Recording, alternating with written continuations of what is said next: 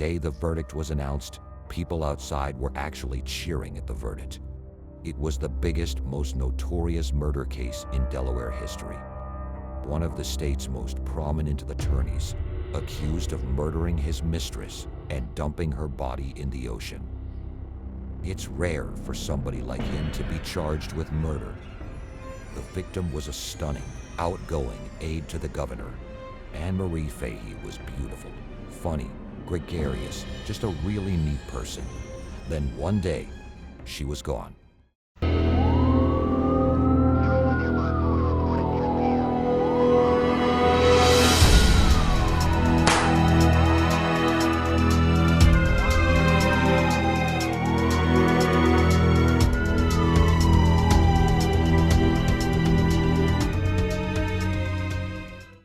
In the summer of 1996, Delaware was shaken by the disappearance of Marie Fahey, a young, beautiful, and outgoing scheduling secretary for the governor.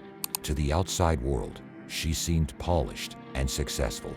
But privately, she struggled with deep insecurities and eating disorders, and was entangled in a dangerous secret affair with one of Delaware's most powerful men, Tom Capano, a wealthy attorney from one of the state's most prominent families.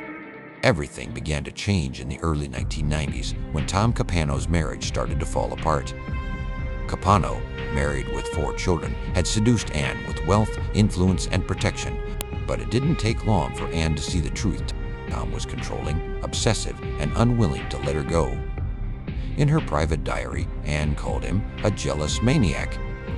For 1 whole year, I allowed someone to take control of every decision in my life.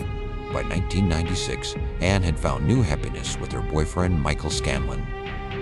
She wanted to end things with Capano for good, but Tom Capano was not a man who accepted rejection. On the evening of June 27, 1996, Anne agreed to have dinner with Capano in Philadelphia.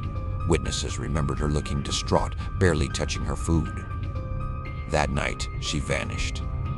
Her family knew something was terribly wrong when she missed a gathering, left her car parked at home, and disappeared without a trace.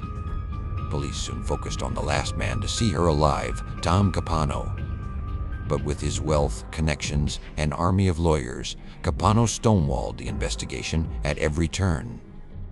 Still, detectives uncovered disturbing signs.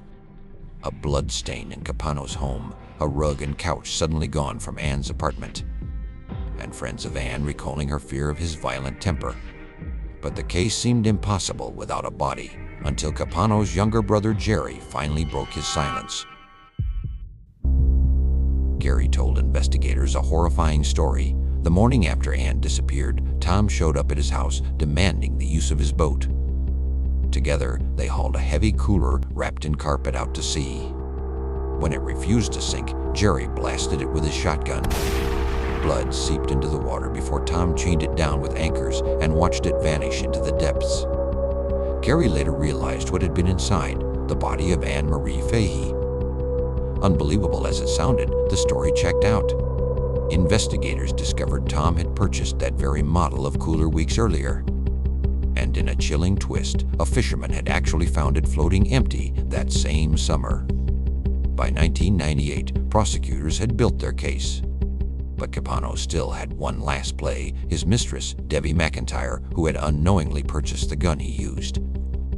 In court, his defense blamed her, calling it the Debbie did it theory. Against advice, Tom took the stand himself, but instead of saving his case, his arrogance destroyed him. He claimed Anne died accidentally in a struggle over the gun, but under cross-examination, he came across as manipulative, controlling, and cold. The most haunting moment came when prosecutors wheeled the white cooler into the courtroom. Jurors sat in silence, imagining Anne's final moments. In January 1999, after 3 months of testimony, the jury found Thomas Capano guilty of first-degree murder. Crowds outside cheered. Justice had caught up with one of Delaware's most powerful men. The jury voted 11-1 for the death penalty. For Anne's family, the verdict brought justice, though never closure. To them, she wasn't just a headline. She was a beloved sister and daughter, someone who, as they said, was truly rich in love. The murder of Marie Fahey remains one of Delaware's most infamous crimes. A chilling reminder that power, obsession, and control, when left unchecked, can turn love into something deadly.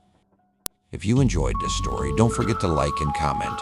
What do you think about Tom not getting a death sentence for such a crime? If you want more true crime and horror stories, subscribe and turn on the notifications.